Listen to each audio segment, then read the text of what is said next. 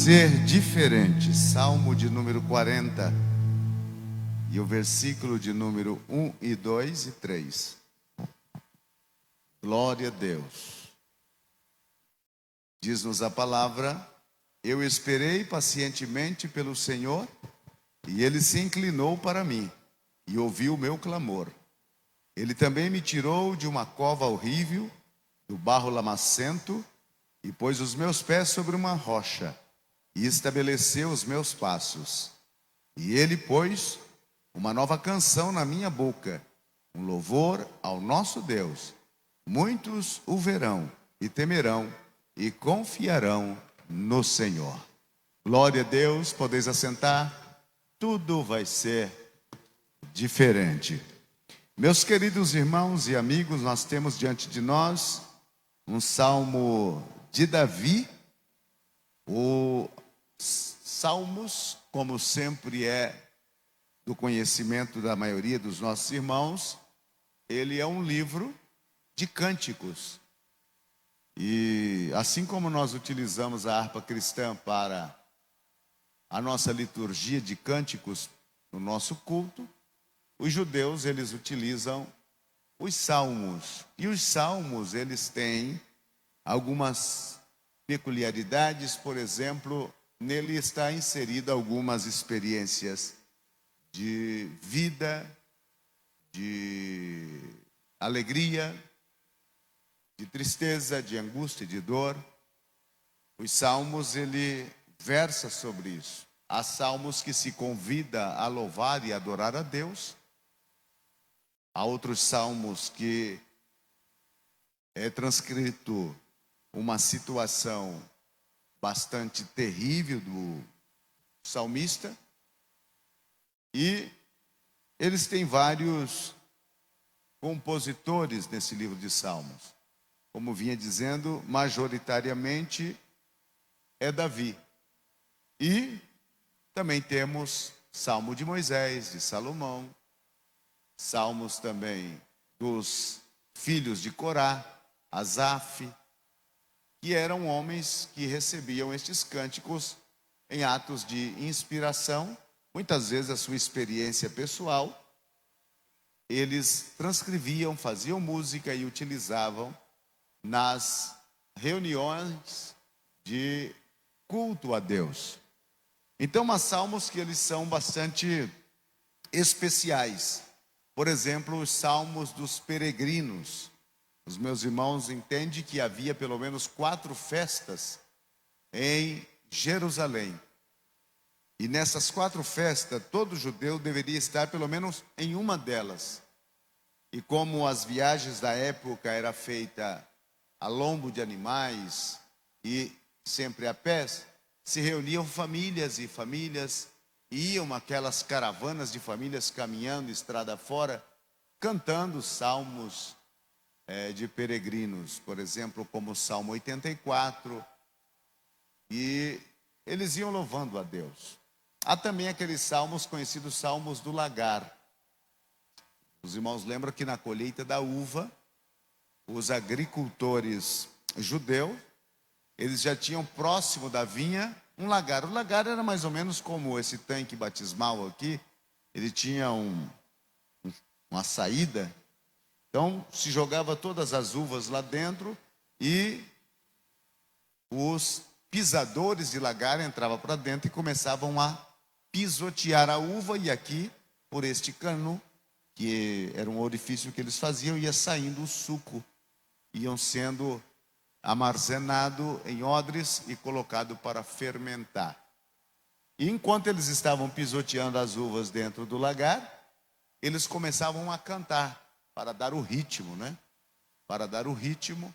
E eram cânticos de louvor a Deus. Quem dos senhores já não, lá no trabalho, nas suas atividades seculares, não louvaram a Deus enquanto estavam executando alguma tarefa, né? Quem trabalha de vigilante nas horas da noite, olha para o céu, vê aquelas estrelas imensas e começam a cantar: quão grande és tu, né? É impressionante. Aquele que está dirigindo, aquele que está trabalhando de pedreiro, ou taxista que gosta de fazer corrida, imagine quando ele pega uma corrida assim para São Paulo. ele vai cantando daqui até lá e louvando e adorando a Deus, porque já sabe que o lucro vai ser bom. Então tem tantas outras atividades que nós fazemos. Quem trabalha no balcão da farmácia também, né? Trabalha cantando, porque quem canta seus males espanta, né? Então, quem está alegre canta, quem está triste ora, é na oração que a tristeza vai embora. Então, esta era a atitude dos salmistas. Eles cantavam o salmo do lagar enquanto estavam pisoteando a uva. E há também os salmos do degrau. Os salmos do degrau é porque para chegar no templo em Jerusalém havia uma escadaria, e quando chegava no primeiro escalão da escadaria, eles começavam a cantar e ia subindo aquelas escadarias até chegarem no templo. Olha, meus queridos irmãos, uma coisa interessante: por mais que os salmos, tem vários deles que convida a louvar ao Senhor, há outros que têm aquela experiência pessoal, e é o que está diante de nós nesta noite, é um salmo de experiência pessoal. É aqui o salmista em uma situação bastante desvantajosa para a sua vida. Só que ele não abre o salmo já em atitude negativista. Porque uma das coisas que matam as pessoas é, antes de começar a briga, eles já se renderem. Eles já entraram em estado de pânico, de desespero, de angústia. Isso se torna para a pessoa um vencido antes de lutar. E você não pode, de maneira nenhuma, entregar a vitória na mão de outro antes, ao menos, de lutar. A vida é uma luta constante. A vida, ela não é para ser observada, não é sentar numa cadeira e ver a banda passar, não. É viver, é lutar, é batalha. E não é fácil viver. Fácil é morrer, mas viver não é muito fácil. Então, se você está vivo, é porque você ainda continua lutando. E lutando, umas você ganha, outras você empata, muitas outras você perde, mas o importante é que você está por aqui. E enquanto a vida, há esperança. E aprendemos com esse salmista, ao abrir o seu salmo, é que ele está num estado de espera, stand-by. Ele está num estado de espera. Ele está esperando. E não é fácil esperar. Se naquela época em que a vida passava lentamente, eu morei no Amazonas, e os dias lá, irmãos, eles têm 24 horas. E são 24 horas mesmo. Você sabe, num lugar onde, para passar uma hora, parece que leva uma eternidade? O dia não passa. Hoje aqui você sai de manhã, já é meio-dia. Mas lá, irmãos, para chegar meio-dia, olha, era uma luta. Porque parece que os lugares mais tranquilos, mais pacatos, eles são mais vagarosos em passar o tempo. E agora imagine aqui este salmista, a experiência dele. Ele disse: eu estou esperando. Mas não é somente esperando. Ele traz aqui uma virtude que falta em muitos de nós na hora da espera. Ele diz que ele está esperando pacientemente. Esperar já não é fácil.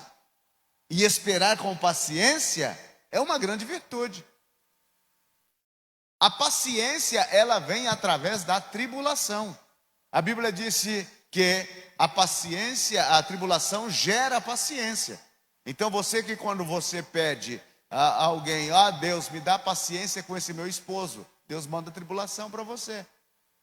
Deus, dá-me paciência com esse filho, Deus manda tribulação para você. Porque o que gera paciência é a tribulação. Quanto mais tribulação, mais paciente você vai ficar. Então, se você quer ser uma pessoa que tenha a paciência de Moisés, espere muitas tribulações. E aqui o salmista, no estado em que ele está pacientemente esperando. Ele não é o ativo, ele é o passivo.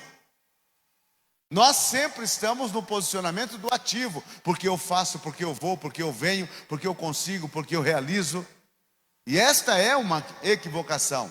Em questão de Deus, você jamais será o ativo, você sempre vai ser o passivo, porque Deus responde quando Ele quer, como Ele quer, e não adianta você se apressar ou ficar afobadinho em pensar que Deus vai agir porque você está afobado, agir porque você está sem paciência. Ah, Deus, ou o Senhor age ou eu faço qualquer danura. Faça qualquer danura, porque Deus tem o seu tempo para agir.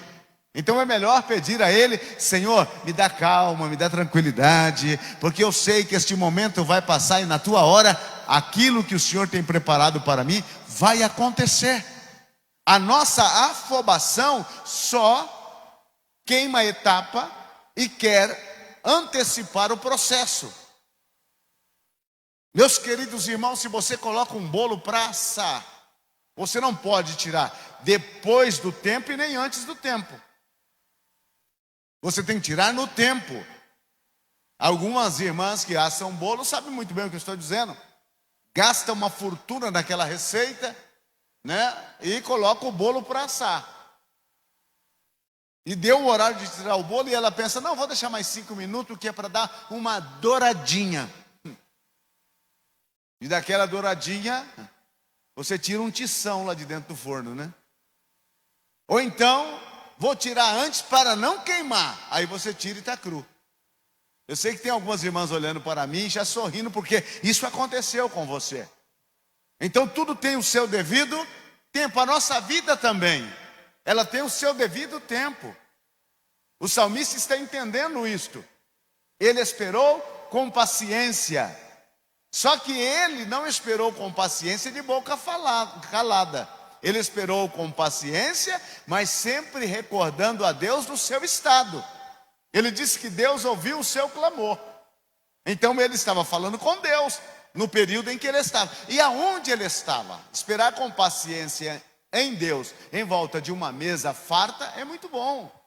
Em volta de um piquenique também é muito bom. Mas agora esperar com paciência em Deus, diante de uma situação contrária, adversa, em um leito de hospital, ou ao lado de um querido que está agonizando com um tumor cancerígeno, não é fácil esperar com paciência. Não é fácil estar numa situação como essa. Que Deus não venha dar a você uma experiência como esta, mas a vida, ela está cheia de pessoas que passaram por experiências semelhantes. Agora, como ele está esperando com paciência, ele também está sempre recordando a Deus a sua situação, e ele disse o estado em que ele está. Olha o estado que ele está. Ele também me tirou de uma cova. Onde ele estava? Em uma, diga comigo, em uma? Em uma cova. Você já ficou numa cova alguma vez? Há um filme que diz Enterrado Vivo. Você já deve ter visto esse filme, né? Você já imaginou ser enterrado vivo dentro de uma cova? A situação do salmista é: eu estou dentro de uma cova. E quem está dentro de uma cova, ele não vai esperar com paciência para ser tirado de lá. Alguma coisa ele vai fazer. Vocês já ouviram aquela história do sapo? O sapo caiu num poço, lembra? E o sapo caiu num poço e ficou ali, dando volta para um lado e para o outro, até que uma tartaruga colocou a boca lá a cara lá na boca do poço. E ele, quando viu a tartaruga, ele gritou: comadre tartaruga, me ajuda, me tira daqui. A comadre disse: espera um pouquinho aí que eu vou buscar uma corda. E a tartaruga saiu naquela velocidade, né? Tipo Barrichello, né? Atrás de uma corda. Ela não tinha andado 5 metros quando o sapo pulou atrás dela. Quack! A tartaruga se assustou e disse: compadre sapo, como é que o senhor saiu tão depressa lá de dentro? Ele disse: caiu uma cobra lá dentro. Então lá dentro do poço caiu uma cobra. E se está ruim na cova, pode ficar pior. O salmista está numa cova. Interessante que ele se sente impotente. Ele não tem força para sair lá de dentro. Não era uma cova qualquer. Não era um problema qualquer. Não era uma situação qualquer. Ele sabia que as forças dele não davam para livrar-se daquela situação. Ele sabia que ou Deus vinha ao seu socorro, ou ele morria na cova. Se ele já estava na cova, era só jogar terra em cima. Era só jogar terra em cima. Então, meu querido irmão, a situação do salmista não é tão boa. Quem sabe você nesta noite se identifica com esse salmista. Ai, pastor, o senhor não conhece a situação em que eu estou passando ou vivendo. O senhor não sabe daquilo que passa comigo. Eu não sei. Mas se você está nessa situação, eu tenho certeza que você já mandou a notícia para os céus. O céu já está sabendo, ou então você está calado. Se você está nessa situação, os céus precisam saber que você está nessa situação. Não é os seus amigos do Facebook. Não é o muro da lamentação do Facebook que precisa saber que você está numa situação semelhante como uma cova. É Deus quem precisa saber. Então, em vez de clamar no Facebook, clame diante do trono da graça, porque vem socorro de lá. O salmista, por mais que ele estava na cova, uma experiência que era quase que o final de sua vida, mas ele fez o céu se inteirar daquilo que estava acontecendo com ele. Eu estou na cova, eu estou paciente, eu estou esperando, mas isso não vai fazer eu ficar em silêncio. Lembra de Bartimeu? Ele está na entrada de Jericó, ele está sentado numa capa velha e surrada, ele está pedindo esmola, ele é cego e ele está ali. Vai entrando um, entrando o outro, e ele vai vivendo das moedas que lhe são jogadas. E ele vai recebendo, e vai montuando, e a vida dele segue isso, dia após dia. Você acha que Bartimeu estava contente com aquela situação? Eu sei que tem muita gente hoje em dia que quer ficar cego para poder aposentar pelo INSS, quer perder uma perna, um braço, um olho, uma coisa ou outra. Há pessoas nessa natureza. Bartimeu não estava contente com aquilo, porque quando ele vê que vem uma multidão, ele não via. Quando ele percebe que vem uma multidão entrando em Jericó, ele pergunta: quem está entrando? Alguém disse: é Jesus. Ele disse: rapaz, isso é minha oportunidade. Ele abre um berreiro medonho. E não foi, no original não é assim, aquele: Jesus, me ajuda, me socorre. Não, ele entrou em modo desespero. Senhor Jesus, Filho de Davi. Para vencer o barulho da multidão, ele tinha que gritar com força. E o grito dele foi tão forte que fez com que Jesus parasse. Ele notificou a Jesus da sua situação.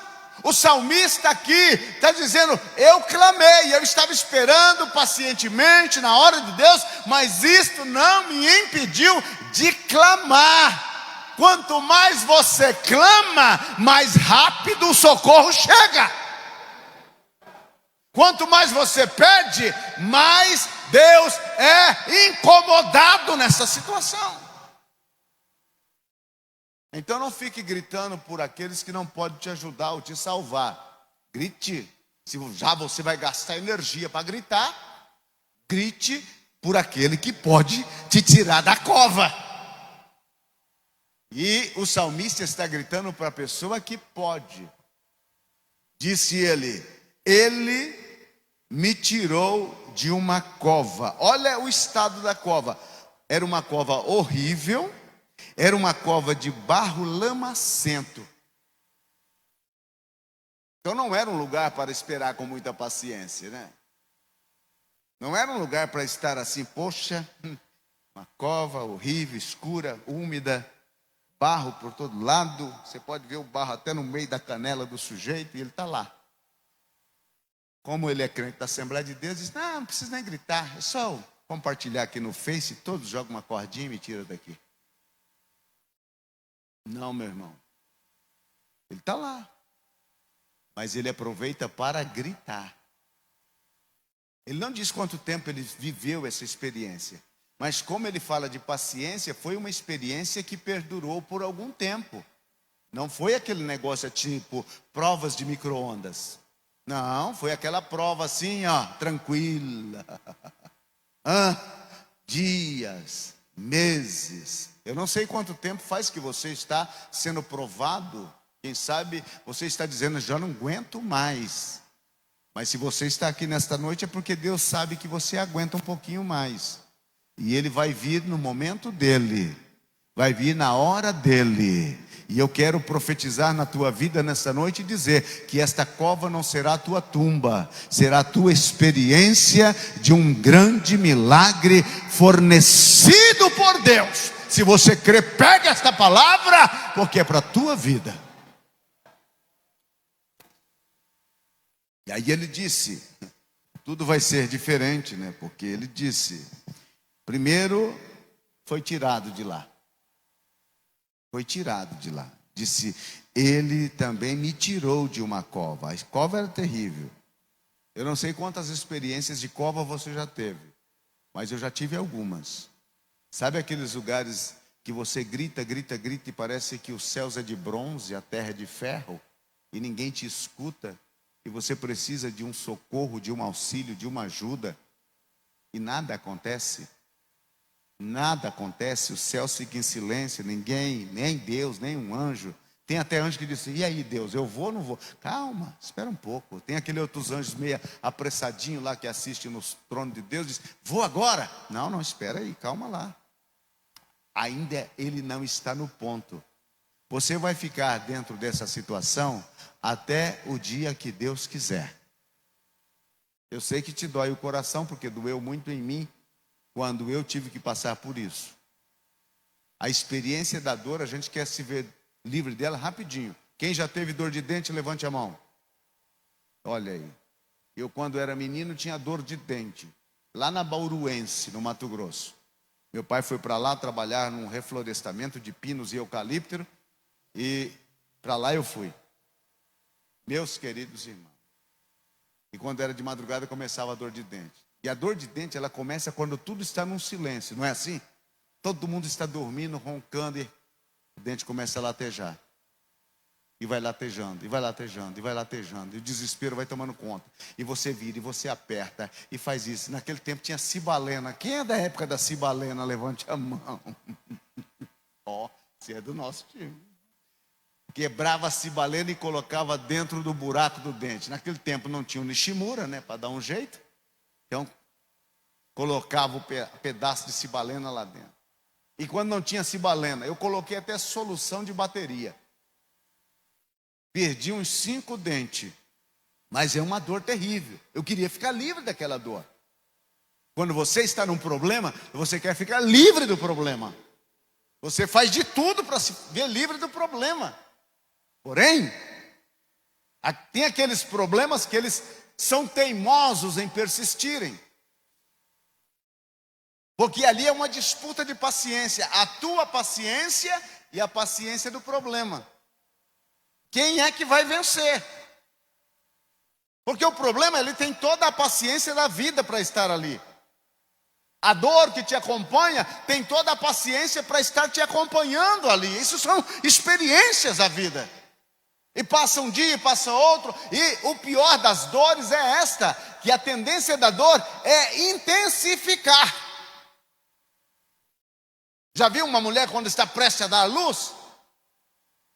As contrações, elas começam de tempo a tempo, mas com o passar do tempo elas vão diminuindo e vão dando aquelas contrações, uma atrás da outra, e o desespero começa a tomar conta.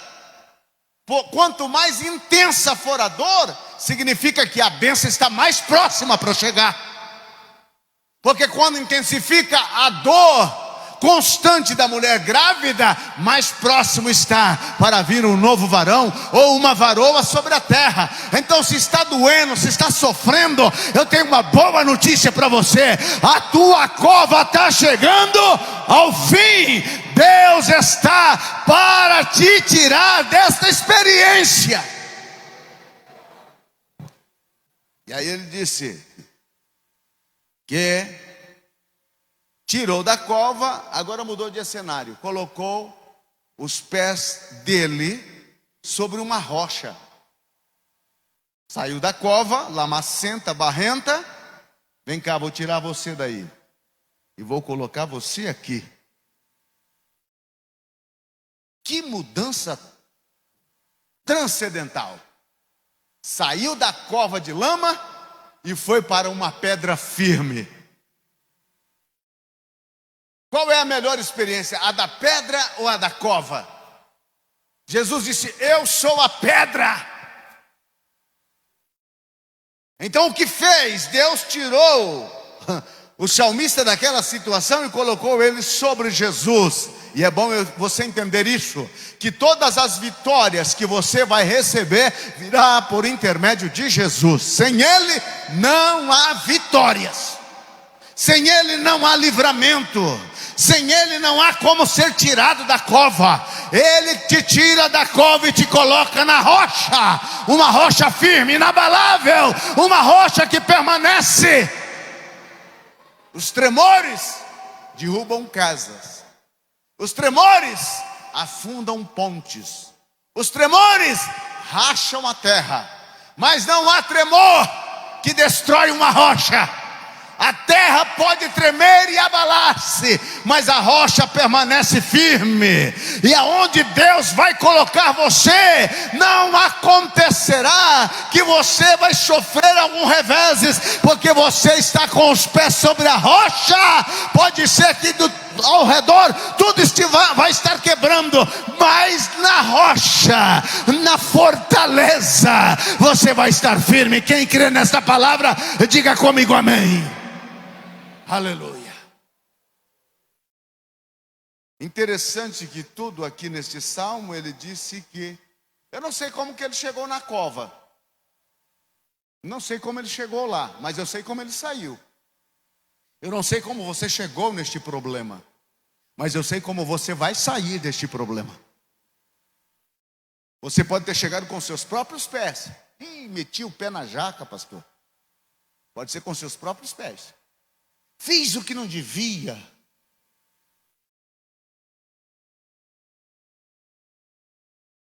Na hora do problema, a gente se enfia numa moita de arranha-gato. Depois não sabe sair, né? Sobe num pé de mamica de cadela. Eu não sei se você sabe o que é isso, mas não é língua estranha, não.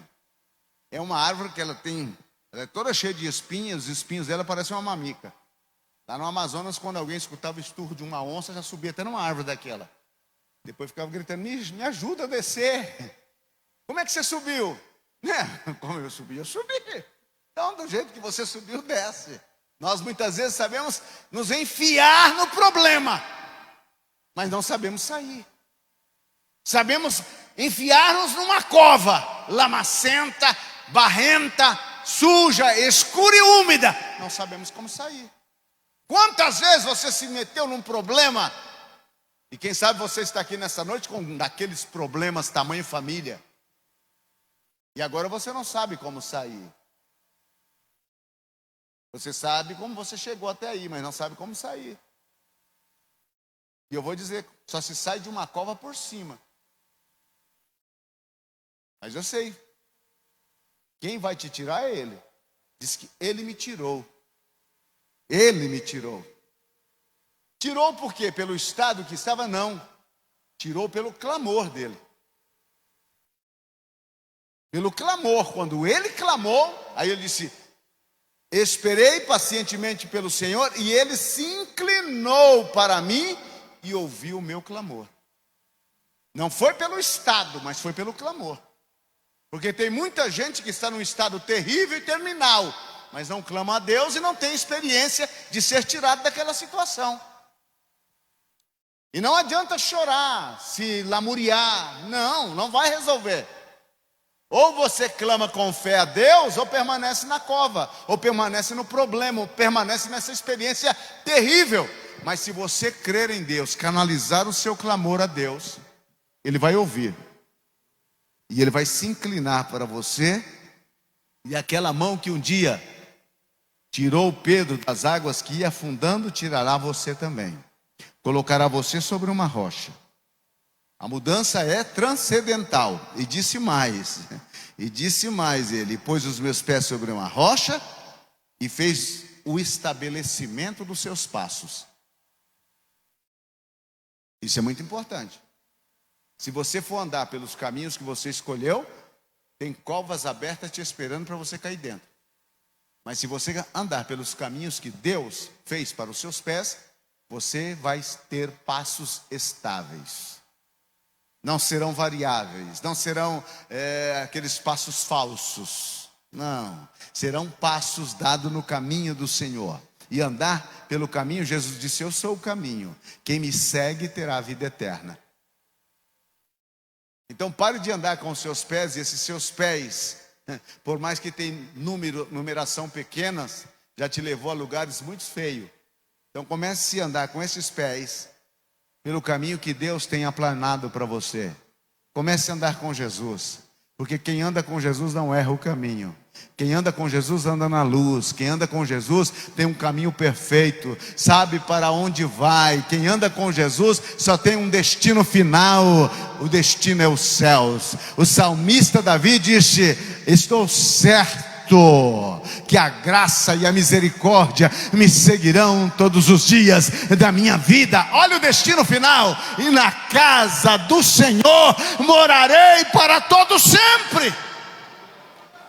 Colocou ele para andar com passos firmes, num caminho estável, um caminho que leva a um destino final.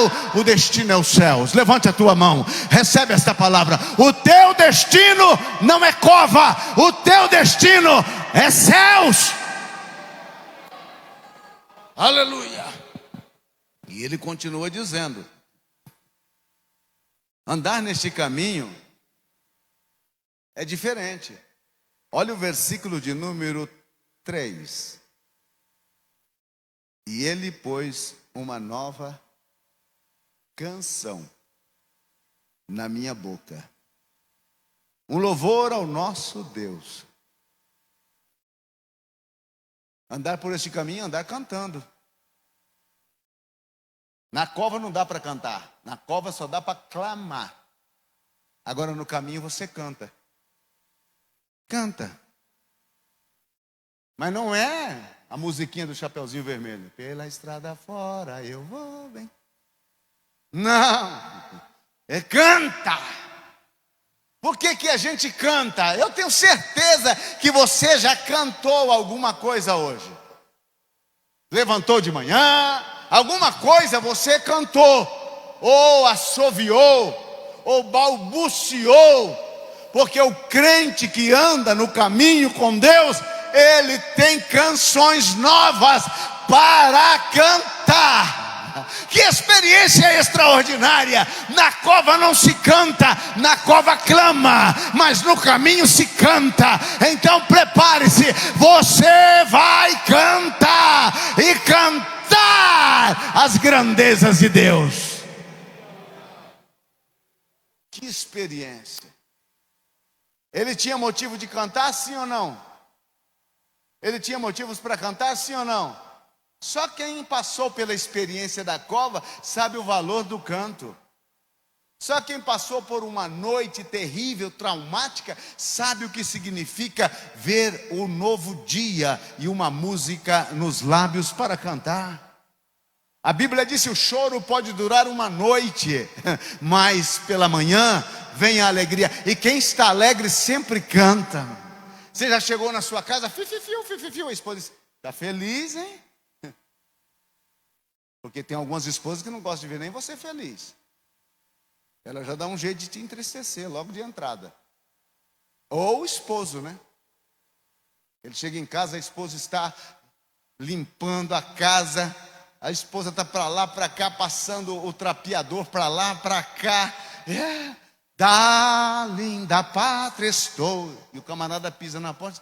Por que toda essa cantoria? Você viu algum passarinho verde? Por que está cantando tanto? Você sabia que o que incomoda Satanás é o seu canto? É o seu canto. Ele fica incomodado porque ele também cantava. Ele era um cantor nos céus. Ele estava entre as pedras afogueadas. Ele era o sujeito do louvor lá nos céus. E quando você canta, ele fica incomodado. Não, por que você está cantando? Mas qual é a música que Deus coloca na sua boca? Um louvor ao nosso Deus. Quão grande é meu Deus, cantarei, quão grande é meu Deus. Que diferença! Você deve cantar com alegria. O seu canto tem que ser de louvor a Deus, de exaltação a Deus. Você tem que abrir o seu coração e dizer a Deus o quanto Ele significa para você. A mudança é extraordinária. É um cântico, mas não é um cântico qualquer. E quando você vai pelo caminho cantando, aí Deus diz assim para Miguel: tá vendo, Miguel, como é que canta? Canta assim, ó. Tá vendo, Gabriel, como é que canta? Vem cá, Gabriel, olha aqui. Olha lá, tá vendo como é que canta? É daquele jeito. Senhor, mas a voz é tão desafinada. Eu não estou preocupado com a voz desafinada. Senhor, mas parece voz de taquara rachada. E não é com isso que eu estou preocupado. Eu estou simplesmente recebendo a sinceridade. É palavras que saem do coração, que brota da alma. É como um rio que vai jorrando do seu interior. E você vai cantando, e você vai adorando, e você vai exaltando o nome de Deus. Por quê? Porque só você sabe da onde foi que Ele te tirou.